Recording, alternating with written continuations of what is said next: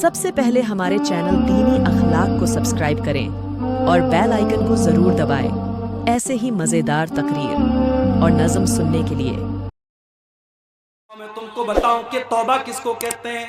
तौबा 4 चीजों का नाम है। कभी गाड़ी चलाई है आपने, कार चलाई है? कार आप जब चलाते हैं तो कार को जब पलटाते हैं, आप जब यू टर्न लेते हैं तो यू टर्न लेने का नाम है तौबा। तौबा का मतलब होता है यू टर्न लेना। तौबा का मतलब होता है पलट के आ जाना। इसका मतलब यह हुआ कि जब एक इंसान ने गलत काम किया तो वो सीधे रास्ते से भटक गया था, और जब उसने तौबा किया तो उसने यू टर्न ले लिया, उस सही रास्ते पर वापस लौट के चला। आजकल बड़ा एक मुद्दा गरमाया हुआ है।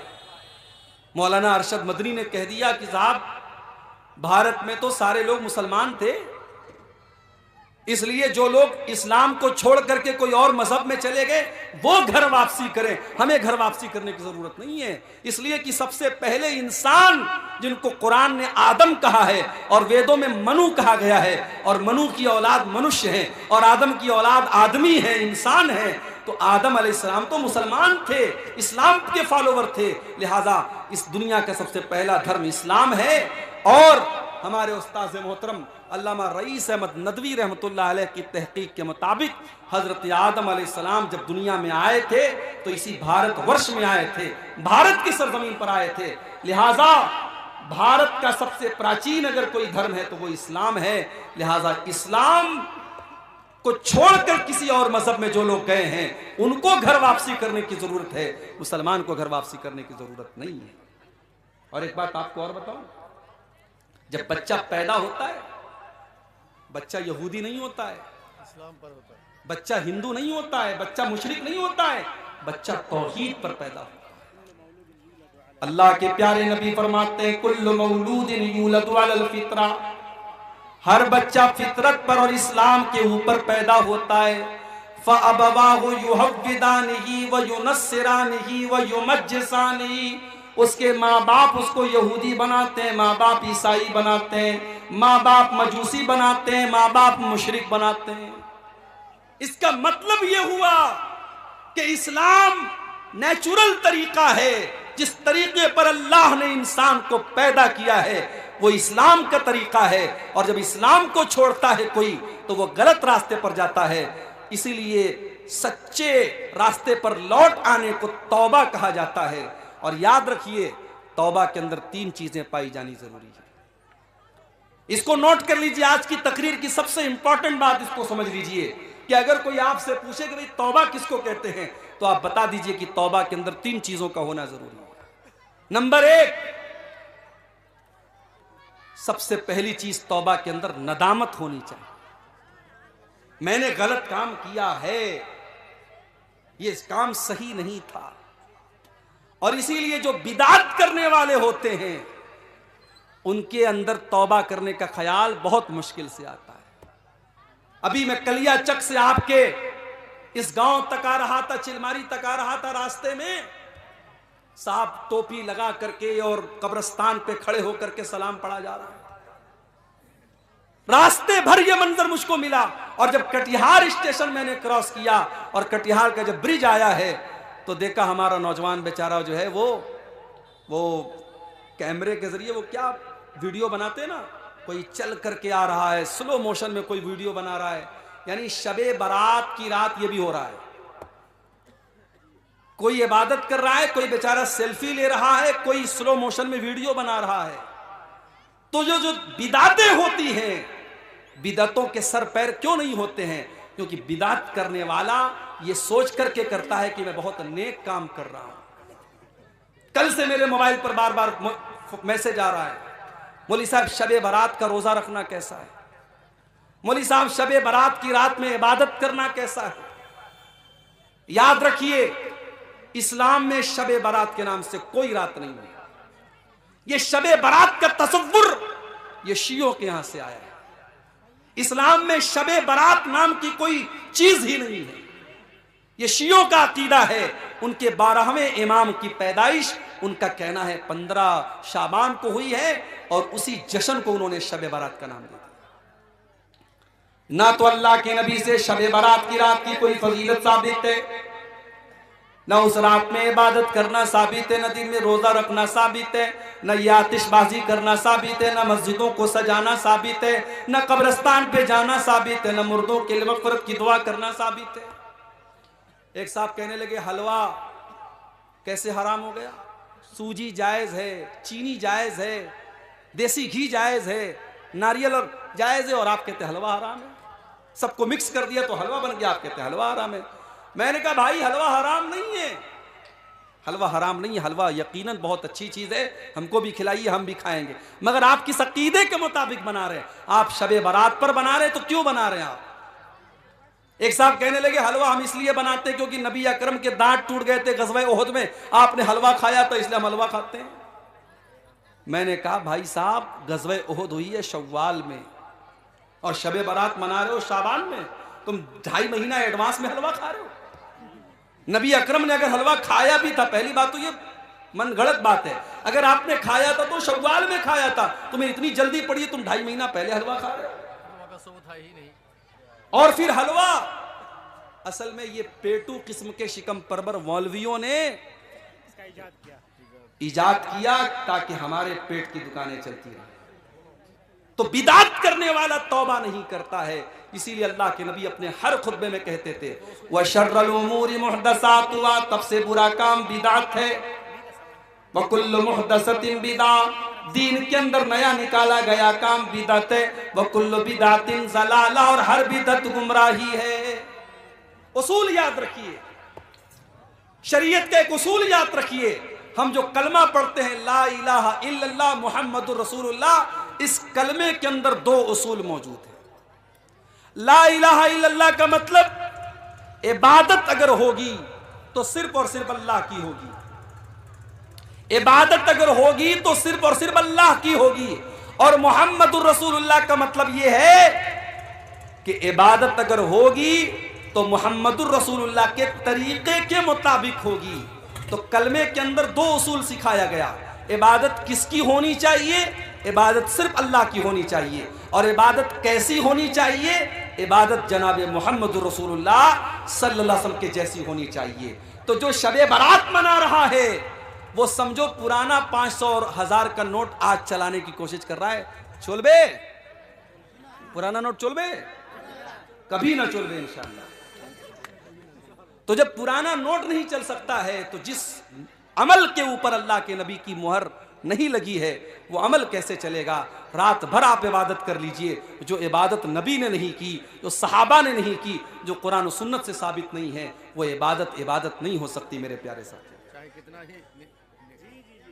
एक शख्स है जो कि 5 टाइम नमाज पढ़ता है लेकिन उनकी माँ उससे नाराज है, क्या उस शख्स की नमाज कबूल होगी?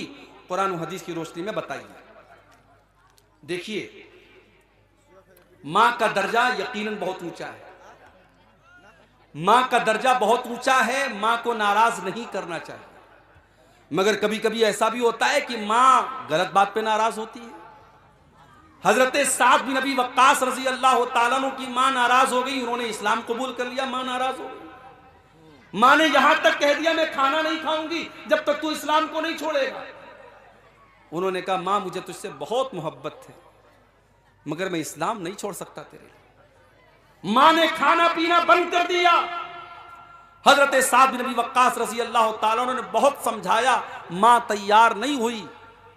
बुढ़िया थी, उम्र हो चुकी थी, थोड़ा सा टाइम गुजरा, बिस्तर पड़ गई। अब बिस्तर पड़ गई, अब खानदान के लोग आ रहे हैं, उनकी मां की हालचाल पूछ रहे हैं, और जब पता चलता है कि बेटे के इस्लाम कबूल करने की वजह से इन्होंने खाना पानी बंद कर दिया है तो लोग इनको बुरा भला भी कह के जा रहे हैं कि देखो इसकी वजह से इसकी मां बीमार पड़ी है। हालत ये हो गई, हजरत साद की मां आखिरी सांसें लेने लगी, आखिरी सांसें लेने लगी, इंतकाल का टाइम आ गया। हजरत साद ने अपनी मां से कहा कि अम्मी जान लौ कानत लकी मियतु नफ्सिन, अगर अल्लाह ताला तुझे 100 जिंदगियां दे दे, तेरे अंदर 100 जान पैदा हो जाए, और एक एक जान तेरी निकलती चली जाए और तू मुझसे कह दे कि मैं इस्लाम को छोड़ दूं, तो ऐ मेरी माँ, मैं तेरी जिंदगी को बचाने के लिए इस्लाम को छोड़ने वाला नहीं। माँ समझ गई कि मेरा बेटा मानने वाला नहीं है। माँ ने आखिर में खाना खाया, पानी पिया, और बाद में माँ को भी अल्लाह ने हिदायत दी और बाद में माँ ने भी इस्लाम कबूल। तो माँ नाराज है, अगर सही बात को लेकर के नाराज है तब तो बेटा गुनहगार होगा, लेकिन माँ बिला वजह नाराज है, नाहक नाराज है, बेमतलब की बात पे नाराज है, जिसका कोई सर पैर नहीं है, तो बेटा गुनहगार नहीं होगा। बेटे को चाहिए, अगर माँ नाराज है, गलत बात पर भी नाराज है, बेटा माँ को मनाने की कोशिश करे। लेकिन ऐसा कोई सबूत नहीं है कि माँ नाराज है तो बेटे की नमाज कबूल नहीं होगी। एक बड़ा मशहूर वाकया है हजरत अलकमा का वाकया, कि उनकी माँ उनसे नाराज हो रही थी, तो उनके साथ बड़ा बुरा मसला हो रहा था। उनकी मौत का टाइम आया तो अल्लाह के नबी ने पूछा कि क्या मामला है। पता लगा उनकी माँ उनसे नाराज है। जब तक माँ ने माफ़ नहीं कर दिया तब तक उनकी रूह परवाज नहीं हुई और उनको चैन नहीं मिला। बहुत मशहूर वाकया है, मगर वो मनगढ़ंत वाकया है, मौजू रिवायत है, सही हदीस से साबित नहीं है। लिहाजा इस बात की कोई दलील नहीं है कि माँ अगर नाराज है तो बच्चे की दुआ, बेटे की दुआ जो है वो कबूल। जी जी जी। तो अगर माँ गलत बात पर नाराज है तो पहली बात तो उससे कोई मतलब नहीं है। अगर सही बात पर भी नाराज है तो बेटे को मनाने की कोशिश करनी चाहिए, उसकी वजह से उसकी इबादत पर कोई फर्क नहीं पड़ेगा। तो तौबा की पहली कंडीशन यह है कि आपको एहसास हो कि हां मैंने गलत काम किया है। तौबा की दूसरी कंडीशन, आप इस बात का पक्का इरादा करें कि आइंदा आप उस गलत काम को नहीं करेंगे।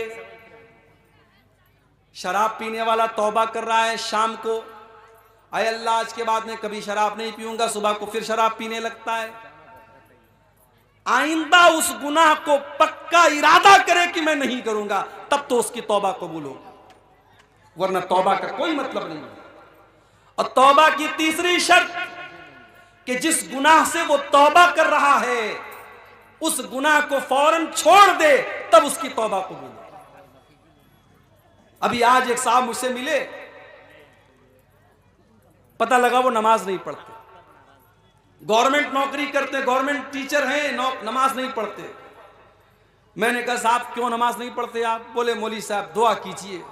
मैंने कहा नमाज दुआ पढ़ने से आप नहीं पढ़ेंगे, नमाज आपको पढ़ना होगा, वो मेरे दुआ करने से आप नमाज नहीं पढ़ेंगे। मैंने कहा आपकी गवर्नमेंट जॉब है, सुबह कितने बजे स्कूल जाते? बोले 8 बजे। मैंने कहा मैं दुआ कर देता हूं अल्लाह आपको स्कूल में पहुंचा दे, आप घर में बैठे रहे, पहुंच जाएंगे क्या स्कूल? आपको जाना पड़ेगा, आपको ड्यूटी देनी पड़ेगी। आप 8 की जगह 8:30 बजे स्कूल नहीं पहुंचते, क्योंकि आपको पता है आपकी सैलरी कट जाएगी, आपकी नौकरी खतरे में आ जाएगी। अभी मेरे साथ इतना बड़ा एक्सीडेंट हुआ, यूपी के अंदर मैं कार से जा रहा था, कार मेरी ट्रक से लड़ गई। मैं रातों रात 350 किलोमीटर का सफर करके वापस लौट रहा था। क्यों? क्योंकि मेरी जॉब है, मुझे पढ़ाना है, सुबह मदरसे पहुंचना था। मैं 300 किलोमीटर का सफर तय करके, मुझे पागल कुत्ते ने तो नहीं काटा है, मैं रात में भाग रहा हूं, ड्राइवर को नींद आ रही है, बेचारा किसी तरीके से गाड़ी चला रहा है, लेकिन जॉब का मामला था, मुझे सुबह जाना है। कितने प्रोग्राम हैं, देने के बाद मुझे कैंसिल करना पड़ता है कि नहीं छुट्टी नहीं मिल पाई, मदरसे का मसला है, इम्तिहान है या कोई और मामला है, हम नहीं आ पाते। तो जो जॉब होती है, जो नौकरी होती है, इंसान उसको निभाता है। और जहां अल्लाह का मामला आता है, जहां नमाज का मामला आता है, वहां लोग कहते हैं मौली साहब दुआ करो। दुआ करने से आप नमाज नहीं पढ़ेंगे, आपको खुद पढ़ना पड़ेगा। मेरे प्यारे साथियों, इसीलिए अल्लाह ताला कह रहा है कि नेकी के कामों में सबकत करो।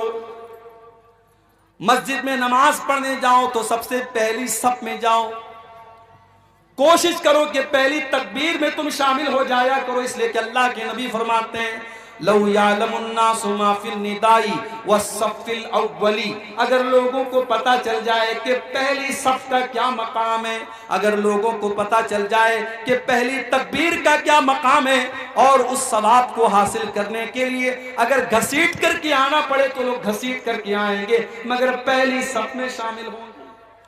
हम क्या करते हैं? हम पीछे वाली लाइन में खड़े होते हैं, नमाज में हम सबसे पीछे होते हैं। मदरसे में चंदा देने की बात आती है, दान देने की बात आती है, हम सोचते हैं सबसे आखिर में हम चंदा दें। पहले देखे प्रधान जी कितना देते हैं, पहले देखे गांव के हाजी साहब कितना देते हैं, गांव के रईस लोग कितना देते हैं, उसके बाद हम देंगे। नहीं मेरे भाई, नेकी के काम में आप पीछे मत रहिए, नेकी के काम में आगे रहिए।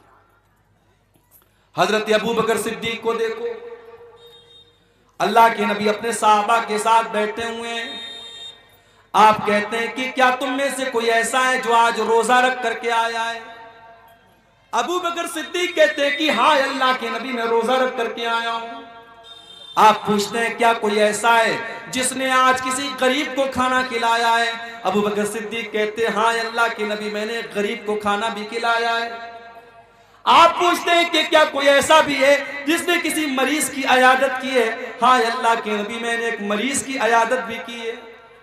आप पूछते हैं क्या कोई ऐसा भी है जो किसी मुसलमान के जनाजे में शामिल हुआ है? हाँ अल्लाह के नबी, मैं एक मुसलमान के जनाजे में भी शामिल हुआ हूं। आपने फरमाया मजतमाना फी इम्रिइन इल्ला दखलल जन्ना, ये सारी की सारी नेकियां अगर एक इंसान एक दिन में 24 घंटे में कर लेता है तो वो जरूर जन्नत में जाएगा, जन्नत में जरूर जाएगा। ये अबू बकर सिद्दीक, नेकी के मामले में पहले नंबर पर हजरत अबू बकर सिद्दीक का नाम आता है। मेरे भाइयों, हमें और आपको भी नेकी के मामले में आगे रहना चाहिए। आज कितने लोग हैं जुमा की नमाज में, अगर 1 बजे जुमा की नमाज होने वाली है तो 12:55 पर उनकी शक्ल नजर आती है मस्जिद में। अल्लाह के नबी फरमाते हैं कि जुमा के दिन जो सबसे पहले आता है उसे अल्लाह की राह में ऊंट सदका करने का सवाब मिलता है, जो बाद में आता है उसको गाय सदका करने का सवाब मिलता है, जो उसके बाद आता है उसको दुम्बा, जो उसके बाद आता है उसको मुर्गी, जो उसके बाद आता है उसको अंडा अल्लाह की राह में सदका देने का सवाब मिलता है। और जब इमाम खुतबा देने के लिए आता है तो ये सवाब लिखने वाले फरिश्ते सवाब लिखना बंद कर देते हैं और वो भी इमाम का खुतबा सुनने लगते हैं। हम लोग तो इतने बदनसीब हैं कि ऊंट छोड़ दो, गाय छोड़ दो, दुम्बा छोड़ दो, बकरा छोड़ दो, मुर्गा छोड़ दो, अंडा छोड़ दो। कितने बदनसीब ऐसे लोग हैं कि जुमा के दिन वो तब आते हैं जब इमाम का खुतबा स्टार्ट हो जाता है, बल्कि जमात शुरू होने के 5 मिनट पहले वो मस्जिद में आते हैं। ऐसा नहीं होना चाहिए मेरे भाई। इस्लाम आपको नेकी के मामले में आगे आगे रहने का हुक्म देता है। गज़वे तबूक का मौका याद कीजिए। हजरत उमर फारूक रजी अल्लाह ताला अन्हु फरमाते हैं कि मेरे दिल में ख्याल आया कि आज नेकी के मामले में, आज अल्लाह के दीन के मामले में मैं अबू बकर से आगे निकल करके दिखाऊंगा। वो अपने घर आते हैं, अपने घर का सारा सामान इकट्ठा करते हैं और सारे सामान को 2 भाग में वो बांट देते हैं और एक भाग अपने घर में छोड़ देते हैं और एक हिस्सा अल्लाह के नबी के पास लेकर के आते हैं। अरे अल्लाह के नबी, आज इस्लाम को मेरे माल की जरूरत है, देखिए मैं अपने घर का माल लेकर के आया हूँ। नबी अकरम पूछते हैं कि ऐ उमर, घर वालों के लिए कुछ छोड़ के आए हो कि नहीं आए हो? अरे अल्लाह के नबी, आप परेशान ना हो, मैं आधा लेकर के आया हूँ, आधा छोड़ करके आया हूँ। उमर फारूक बहुत खुश हैं कि आज मैंने वो कारनामा अंजाम दे दिया जो अबू बकर सिद्दीक भी अंजाम नहीं दे सकते। थोड़ी देर के बाद हजरत अबू बकर सिद्दीक भी आते हैं। वो भी अपने घर का सामान लेकर के आए हैं, अपने घर का माल लेकर के आए हैं, अपने घर की चीजें लेकर के आए हैं। उन्होंने लाकर के जब अल्लाह के नबी के सामने रख दिया, आपने पूछा ऐ अबू बकर, तुमने अपने घर वालों के लिए क्या छोड़ा है? हजरत अबू बकर सिद्दीक कहते हैं अब कई तो लहुमुल्लाह व रसूलहू, ऐ अल्लाह के नबी, मैंने अपने घर वालों के लिए अल्लाह को छोड़ा है, उसके रसूल को छोड़ा है। ऐ अल्लाह के नबी, मैं तो सब कुछ लेकर के आया हूँ, आज इस्लाम को मेरे माल की जरूरत है, मैं अपने घर वालों के लिए कुछ छोड़ के नहीं आया, मैं अल्लाह को छोड़ के आया हूं, रसूल को छोड़ के आया हूं। उमर फारूक की आंखों में आंसू आ गए। उन्होंने कहा मुझे यकीन हो गया कि मैं नेकी के मामले में अबू बकर का मुकाबला नहीं कर सकता। नेकी के मामले में सबकत करो मेरे प्यारे साथी। इसीलिए अल्लाह ताला कुरान के 17वें पारे में अपने नबियों का जिक्र करने के बाद कहता है, अपने नबियों का नाम लेने के बाद कहता है, इन्नहुम कानू युसारिऊना फिल खैरात, ये मेरे जितने नबी थे, ये मेरे जितने रसूल थे, वो नेकियों के मामले में आगे आगे रहते थे, वो नेकियों के मामले में पीछे पीछे नहीं रहते थे। मेरी प्यारी माओ बहनों, नबी अकरम के दौर की औरतों को आप देखिए, उस जमाने में लाउड स्पीकर का इंतजाम नहीं था। अल्लाह के नबी तकरीर करते थे, आमतौर से मर्दों के बीच में तकरीर करते थे, औरतों के दरमियान आपका बयान नहीं होता था। एक मर्तबा कुछ औरतें आई, अय अल्लाह के नबी, मर्द लोग आपकी बातों को सुनते हैं, हम औरतों को तो आपकी बात सुनने को नहीं मिलती है। अय अल्लाह के नबी, आप हफ्ते में एक दिन हमको भी दीजिए ताकि हम भी दीन की बातें आपसे सुना करें। नबी अकरम ने देखा कि इन औरतों के अंदर दीन को सीखने की तड़प मौजूद है, आपने अलग से हफ्ते का एक दिन औरतों के लिए तय कर दिया। हमारे यहां जलसे में आपने औरतों का इंतजाम किया है, लेकिन मस्जिद में जुमा में होता है इंतजाम, आपके यहां नहीं है। तरावी छोड़ दीजिए, तरावी तो साल में एक बार होती है ना, जुमा में क्यों नहीं है? बंगाल में भी मैं गया, बंगाल में लोगों ने बताया, मौलवी साहब हमारे यहां ज्यादातर मस्जिदों में औरतों का इंतजाम जुमा में नहीं होता है। अफसोस है मेरे भाई, आप अहले हदीस है ना, माशाअल्लाह, शेरशाबादी बरादरी ही के लोग होंगे यहाँ पे। हम लोग शेरशाबादी हैं। शेरशाबादी बरादरी पूरी की पूरी अहले हदीस मानी जाती है। क्या अहले हदीस आप हैं? आपके यहाँ की औरतों को दीन कौन सिखाएगा? मौलवी साहब हफ्ते में एक दिन तकरीर करते हैं, आधा घंटा दीन की बात बताते हैं, आप हजरात सुन के चले आते हैं, घर की औरतों को कौन बताएगा? आज हमारे घर की औरतों को बिगाड़ने वाली हजारों चीजें हैं, फेसबुक है, सोशल मीडिया है, इंटरनेट है, तमाम दुनिया भर की चीजें हैं। उनको दीन सिखाने के लिए साल का एक जलसा काफी नहीं है, और जलसे में भी बेचारी आती है, तकरीर कम सुनती है, शॉपिंग ज्यादा करती है, बच्चों को लेके घूम रही है, टहल रही है, कोई उधर भाग रही, कोई उधर भाग रही है। आप जुमा की नमाज में औरतों के लिए इंतजाम कीजिए, मेरे इंतजाम कीजिए। आप नबी अकरम के दौर की औरतें आकर के डिमांड करती हैं, अय अल्लाह के नबी आप हमारे लिए इंतजाम कीजिए, हमें दीन की बातें सुनाइए। और अगर आपने ऐसा इंतजाम नहीं किया, हालात बहुत बुरे हैं मेरे भाई। आज मुसलमान लड़कियां गैरों के साथ भाग रही हैं, फरार हो रही हैं, मुर्तद हो रही हैं, इस्लाम को छोड़ रही हैं, और हमारा आपसे तमाशा देख रहे हैं। अपनी औलाद को संभालिए, अपने बच्चों को संभालिए, अपनी औलाद को दीन की तालीम दीजिए, वरना पछताना पड़ेगा। अपने बच्चे और बच्चियों को जिस तरीके से आप स्कूल की और कॉलेज की तालीम देते हैं, उसी तरीके से दीन की तालीम दीजिए। उन्हें इस्लाम के बारे में बताइए, उन्हें तौहीद के बारे में बताइए, वरना आगे चल करके 10-15 साल के बाद जो हालात होंगे, हर घर और हर खानदान में इस तरीके के केस होंगे, फिर आपके पास हालात को कंट्रोल करने का कोई रास्ता नहीं। नेकी के मामले में आगे बढ़िए, पीछे मत रहिए। हजरत अमर बिन जमू रज़ी अल्लाह ताला अन्हु बूढ़े साहबी हैं, अल्लाह की राह में जिहाद करने की वजह से उनकी दोनों टांगे खराब हो चुकी हैं, उम्र भी 70 साल के पार हो चुकी है। जब एक जंग का मौका आता है, अल्लाह के नबी के पास उनके 4 बेटे हैं, उनके चारों बेटों ने अपना नाम लिखवाया। हजरत अमर बिन जमू ने कहा कि अल्लाह की नबी मेरा भी नाम लिख लीजिए। बेटों ने कहा बाजान, आपने सारी जिंदगी इस्लाम की खिदमत की है, आपकी दोनों टांगे इसी में खराब हो चुकी हैं। अरे अब्बा जान, हम आपकी तरफ से जा ही रहे हैं, आपके 4 बेटे अल्लाह की राह में जा रहे हैं। अरे अब्बा जान, आप घर में आराम कीजिए, आपकी जरूरत नहीं है। बाप ने कहा नहीं, ठीक है मैं लंगड़ा हो चुका हूं, ठीक है मेरी टांगे काम नहीं कर रही हैं, मगर मेरे बाजुओं में आज भी ताकत है, मैं दुश्मनों के छक्के छुड़ा सकता हूं, मैं अल्लाह की राह में जिहाद करना चाहता हूं। तुम कौन होते हो मुझे रोकने वाले? बाप इसरार कर रहा है, बेटे मना कर रहे हैं। मामला अल्लाह के नबी के पास आता है। बेटे कहते हैं अल्लाह के नबी मेरे बाप को समझाइए, उनको बताइए, वो तो बूढ़े हो चुके हैं, उनकी दोनों टांगे काम नहीं कर रही हैं। अल्लाह के नबी ने हजरत अम्र बिन जमू से कहा कि आप मत जाइए, आपको जरूरत नहीं है। कहा अल्लाह के नबी मैं चाहता हूं कि मैं इस जंग में जाऊं और मैं शहीद हो जाऊं और मैं अपनी इन्हीं लंगड़ी टांगों के साथ मैं जन्नत में चला जाऊं। नबी अकरम ने उनका जज्बा देखा, उनके दिल का जज्बा देखा। आपने बेटों से कहा जाने दो, इनको अल्लाह की राह में जाने का शौक है, इनके अंदर जज्बे जिहाद है, इनको रोको मत, इनको जाने दो। चुनांचे जंग होती है और हजरत अम्र बिन जमू अल्लाह की राह में जिहाद करते हुए उसी हालत में शहीद हो जाते हैं। ये थे नबी के साहबा, नेकी के मामले में आगे आगे रहने वाले।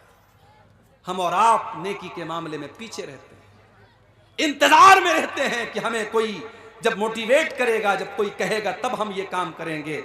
मेरे प्यारे साथियों, नेकी के मामले में आप आगे बढ़िए।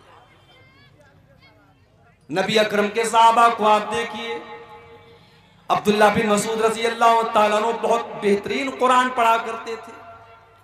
इतना अच्छा कुरान पढ़ते थे कि एक मर्तबा अल्लाह के नबी रास्ते से जा रहे थे, अब्दुल्ला बिन मसूद के कुरान की तिलावत की आवाज आपके कानों में पड़ी। आपने फरमाया जिसको कुरान बिल्कुल ताजा ताजा सुनना हो वो अब्दुल्ला बिन मसूद के मुंह से कुरान सुन ले। आज है आपके दरमियान ऐसे कुरान पढ़ने वाले हैं? कुरान पढ़ने वाला कोई होता भी है तो उसके फटे कपड़ों की वजह से हमें लगता है ये मदरसे में पढ़ने वाला बच्चा है, हम उसको हकारत की नजर से देखते हैं। स्कूल में टाई और पैंट और कोट पहन करके जाने वाला हमें अच्छा लगता है, और मदरसे में फटा पुराना कपड़ा पहन करके पढ़ने वाला, दिन भर कुरान की तिलावत करने वाला हमें बुरा लगता है। मेरे प्यारे साथियों, उस स्कूल के सूटेड बूटेड बच्चे से बेहतर है उस मदरसे में पढ़ने वाला मैला कुचैला कपड़ा पहन करके दिन रात कुरान पढ़ने वाला। इसलिए कि अल्लाह के नबी फरमाते हैं खैरुकुम मन तअल्लमल कुरान व अल्लमहु, तुम में सबसे बेहतरीन इंसान वो है जो कुरान को सीखता है और सिखाता है, कुरान को पढ़ता है और पढ़ाता है। अब्दुल्ला बिन मसूद इतना अच्छा कुरान पढ़ते थे, अल्लाह के नबी ने फरमाया कि जिसको सुनना हो कुरान बिल्कुल तरोताजा, वो अब्दुल्ला बिन मसूद के मुंह से कुरान सुन। जब अल्लाह के नबी ने ये बात बयान की, हजरत उमर फारूक के दिल में ख्याल पैदा हुआ कि ये बात अब्दुल्ला को बतानी चाहिए। उन्होंने रात के 12 बजे, आधी रात को उन्होंने जाकर के अब्दुल्ला बिन मसूद के दरवाजे को खटखटाया। अब्दुल्ला बिन मसूद ने दरवाजा खोला, देखा हजरत उमर आए हैं। क्या बात है उमर, क्यों आए हो? आए अब्दुल्ला, मुझे मालूम है कि ये वक्त मुनासिब नहीं था, रात के 12 बज रहे हैं, आधी रात हो चुकी है, लेकिन मैं तुम्हें एक बात बताना चाहता हूं। अल्लाह के नबी ने तुम्हें एक खुशखबरी दी है। क्या खुशखबरी दी? कहा है अब्दुल्ला, नबी अकरम ने आज तुम्हारी तिलावत की आवाज सुनी थी, तो नबी अकरम ने फरमाया था कि जिसको कुरान सुनना हो, बिल्कुल ताजा ताजा कुरान सुनना हो, वो अब्दुल्ला के मुंह से कुरान सुन ले। मैंने सोचा कि मैं आधी रात को मैं जाकर के तुमको बता दूं, ताकि सबसे पहले मैं ये खुशखबरी तुम्हें सुना दूं। एक मुसलमान को अच्छी खबर देने में भी सवाब मिलता है, मैं ये खबर तुम्हें सुनाने आया। हजरत अब्दुल्ला ने कहा कि आपने थोड़ा सा लेट कर दिया, थोड़ा सा आपने डिले कर दिया, थोड़ा सा लेट कर दिया। अभी थोड़ी देर पहले हजरत अबू बकर सिद्दीक आए थे और उन्होंने ये खबर मुझे दे दी है। हजरत उमर ने पेशानी पकड़ के कहा कि अबू बकर, उमर तेरा मुकाबला नहीं कर सकता। मेरे प्यारे साथियों, ये नबी के सहाबा थे जो नेकी के मामले में सबकत करते थे। आज हम कारोबार में सबकत करते हैं, जमीन जायदाद में सबकत करते हैं, दुनिया के ऐशो आराम में सबकत करते हैं, लेकिन हम जन्नत के लिए सबकत नहीं करते। सूरह आले इमरान की ये आयत हमें यही मैसेज दे रही है, वसारिऊ इला मगफिरतिन मिर रब्बिकुम व जन्नतिन, मेरे बंदो तुम अल्लाह की जन्नत को पाने के लिए और अल्लाह की मगफिरत को पाने के लिए जल्दी करो।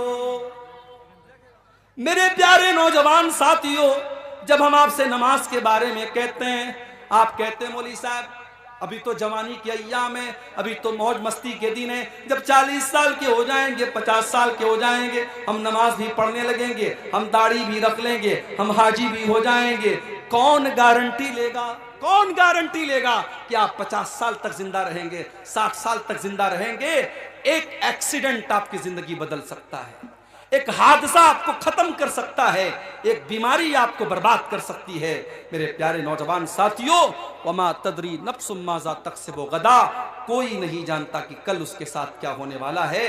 इसलिए कल न कर, कल का कोई भरोसा नहीं, कल तो कल एक पल का भरोसा नहीं। फिक्र उक़बा की कर आज ही बेखबर, फिक्र उक़बा की कर आज ही बेखबर, कल न कर, कल का कोई भरोसा नहीं, कल तो कल एक पल का भरोसा नहीं। कर इबादत खुदा की जवानी में तू, कर इबादत खुदा की जवानी में तू, कल बुढ़ापा तेरे सर पे आ जाएगा, कल बुढ़ापा तेरे सर पे आ जाएगा। कुव्वते दस्तो पा खत्म हो जाएगी, कुव्वते दस तो पा खत्म हो जाएगी, फिर इबादत का कोई भरोसा नहीं। कल का कोई भरोसा नहीं है मेरे नौजवान साथियों। नेकी के मामले में सबकत करो, मिसाल दे दुनिया कि हाँ ये लड़का नेकी के मामले में आगे रहता है। मस्जिद में नमाज पढ़ने जाओ तो पहली सफ में रहो, इबादत के मामले में सबकत करो। किसी को धोखा देना कैसा है, बहुत अच्छा काम है, दिया करो भाई धोखा। अब ये सब पूछने की बात है। जो इमाम साहब अक्सर झूठ बोले, वालिदैन की नाफरमानी करे और कभी कभार चोरी करे, उसकी इमामत में नमाज पढ़ना कैसा है? लग रहा है इमाम साहब से दुश्मनी हो रही है। ये लग रहा है बिल्कुल कैमरा लगा के बैठा इमाम साहब कितना झूठ बोल रहा है, कितनी नाफरमानी कर रहा है, कितना चोरी कर रहा है। देखिए, इमाम जो होता है, इमाम ऐसे इंसान को बनाना चाहिए जो कुरान अच्छा पढ़ता हो, आलिम हो और दीनदार भी हो। ऐसा कभी कभी होता है कि एक इंसान आलिम है लेकिन दीनदार नहीं है, तो नमाज की इमामत एक ऊंचा मकाम है, ये हर इंसान को नहीं देना चाहिए। तो ऐसे इंसान को इमाम नहीं बनाना चाहिए। अगर ऐसा इंसान इमाम है, नमाज हो जाएगी आपकी नमाज पर कोई फर्क नहीं पड़ेगा, मगर ऐसे इंसान को इमाम नहीं बनाना चाहिए जो खुल्लम खुल्ला ये सब काम अगर कर रहा है, झूठ बोल रहा है, वालिदैन की नाफरमानी कर रहा है, चोरी कर रहा है, ऐसे इंसान को इमामत नहीं देना चाहिए। उम्र दराज आदमी का अगर बार बार पेशाब आ जाए और कपड़ा नापाक हो जाए, इलाज व मुआलजा से भी मायूस हो चुका हो, तो ऐसे इंसान को नमाज पूरा करने के लिए क्या तरीका अपनाना चाहिए? बस सीधी सी बात है, फत्तकुल्लाह मस्ततातुम, अल्लाह से जितना डर सकते हो डरो। जिस इंसान को ये प्रॉब्लम है कि उसका पेशाब रुकता ही नहीं है, कतरा कतरा बहता रहता है, तो अब जाहिर है वो मजबूर है। अगर वो इलाज करा चुका है और इलाज से भी कोई फायदा नहीं हो रहा है, तो ऐसा इंसान नमाज उसी हालत में पढ़ेगा। लेकिन हाँ, हर नमाज के टाइम वो नया वजू करेगा। जोहर में मान लो उसने वजू किया, बीच में उसको हवा खारिज नहीं हुई, पाखाना करने के लिए वो नहीं गया, लेकिन तब भी असर का टाइम आएगा वो फिर से वजू करेगा। इसलिए कि ये बीमारी जिसको है उसके लिए हुक्म है कि वो हर नमाज के टाइम अलग से वजू करे। इसी तरीके से बाज लोगों को हवा खारिज होने की बीमारी होती है, उनको हर मिनट पर हवा खारिज होती है, वो हर तरीके का इलाज करा चुके हैं लेकिन उनका मसला हल नहीं होता है। तो उनके बारे में भी सही मसला यही है कि वो उसी हाल में नमाज पढ़ेंगे, वजू करेंगे और नमाज पढ़ेंगे। ठीक है। जामा मस्जिद में जगह की किल्लत है, मस्जिद के इर्द गिर्द भी जगह खाली नहीं है, इसलिए मस्जिद को दूसरी जगह मुंतकिल करना चाहते हैं। ऐसी सूरत में मस्जिद की पुरानी ज़मीन को फ़रोख्त कर सकते हैं या नहीं, जबकि मुंतकिल शुदा मस्जिद की ज़मीन सिर्फ 250 फीट की दूरी पर है। अब देखिए, ये मसला थोड़ा सा पेचीदा है, इसके बारे में तहकीक करनी पड़ेगी कि अब ये जो सिचुएशन है, जैसे कभी कभी ऐसा होता है कि मस्जिद की जो जगह है वहाँ पे हाईवे निकल रहा है, तो हाईवे जब निकलता है या इस तरीके की कोई मजबूरी आती है तो जाहिर है मस्जिद को ट्रांसफ़र करते हैं। तो वो सूरत यहाँ पर भी ऐसा लग रहा है कि अपनाई जा सकती है, जब जगह कम भी है तो ऐसा कर सकते हैं, लेकिन फिर भी इसके बारे में थोड़ी सी तहकीक करने के बाद ही जवाब दिया जा सकता है। इमाम का इंतखाब अवामुन नास के ज़रिए होगा या आलिमों के ज़रिए होगा? देखिए, अवाम के इंतखाब के लिए कोई शरीयत की शर्त नहीं है।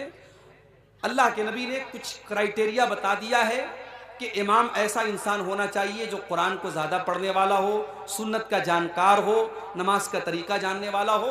अगर उस क्राइटेरिया पर कोई मोहल्ले में कोई इंसान खरा उतर रहा है, उसको अवाम भी इमाम बना सकती है। कोई ज़रूरी नहीं कि उलमा की एक कमेटी हो वही इमाम बनाए, ऐसा कोई ज़रूरी नहीं है। तो मेरे नौजवानों, ये जो मसला है दीन के अंदर आगे आगे रहने का, इसको हम अपने अंदर पैदा करें। हम बैक बेंचर ना बने। स्कूल में होता है ना, स्कूल में क्लास में पीछे बैठने वाला जो होता है उसको बैक बेंचर बोलते हैं। तो जो बिल्कुल फिसड्डी होता है, जो इम्तिहान में फेल होता है, उसको हम बोलते हैं बैक बेंचर। दीन के मामले में आप बैक बेंचर मत बने, दीन के मामले में आप आगे रहने वाले बने, पहली सफ में रहने वाले बने। यही हम आपसे उम्मीद करते हैं। अल्लाह से दुआ है रब्बुल आलमीन हम सबको नेकियों के मामले में सब्र करने की तौफीक अता फरमाए। रब्बुल आलमीन हमारे गुनाहों को माफ़ फरमाए।